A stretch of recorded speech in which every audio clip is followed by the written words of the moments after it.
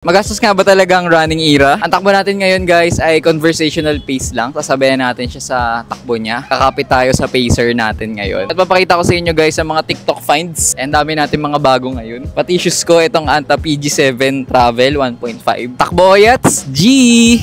Hindi na siya mag-stretching kasi naglaro na siya kanina ng badminton. Start na tayo guys. Dito tayo ngayon sa power play area sa Apo Street. Dala kaming tubigan. Saka ito guys, TikTok shop lang din. Lalagay ko dyan yellow basket. Saka may bago kaming ito guys, belt bag. So sa kanya na ngayon guys yung Aulon Navi R3. Kamusta? Magaan? So ito yung maganda guys dito sa Apo area. Taas baba. Paano ngayon ganito guys? Sobrang bagal lang. Parang jajag lang kami. Pero nakakahinga. Ang heart rate ko ngayon ay 147. 160 daw siya. 1K na tayo guys. Kamusta? Okay lang. Sobrang halaga nito guys kapag tumatakbo kayo. Katulad ngayon 1 hour kami. So minsan pag sobrang pawis nyo na, kailangan nyo talagang water. Downhill. So 2K na guys. Mahirap mag-teach our training dito. Ito na naman no. Ahon na naman. So ako 145 idol.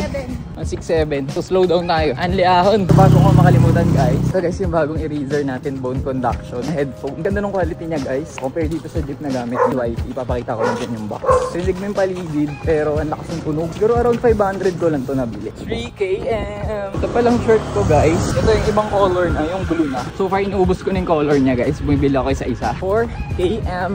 35 minutes in guys. Musta ka naman idol? Hindi sulit yung ahon dito. Kahit maglakad ka lang. 166 ako yun. Lalakad lang ako. So abot naman dito guys sa Anta PG7 Travel 1.5. Sobrang bouncy niya guys. Saka ang lambot nung foam. Pero ang downside lang parang medyo malaki sa akin ng konti. Siguro mga 0.5. Medyo dumidilim na. Pero tapusin na natin to. Last 14 minutes pabalik sa parking. So currently walking ulit kami guys. Ganitong paahon. Walk na lang tayo. Kung ganito nag-HR training tayo. Ito palang Anta PG7 ko guys. Konting break-in pa. So far 5km pa lang tong mileage. Si Idol ay breaking away na. Babagana na daw siya sa lakad. Currently guys, iniwan na tayo ni Dry. Hindi niya na daw kaya. Pero kailangan natin tapusin guys. Last 5 minutes. Yun siya guys. Iniwan tayo. Sa isang oras natin guys, naka 6.6km tayo. Talagang easy run lang tayo pag Sunday. Kita-kits sa Tuesday guys. Takbo tayo sa UP. Let's go!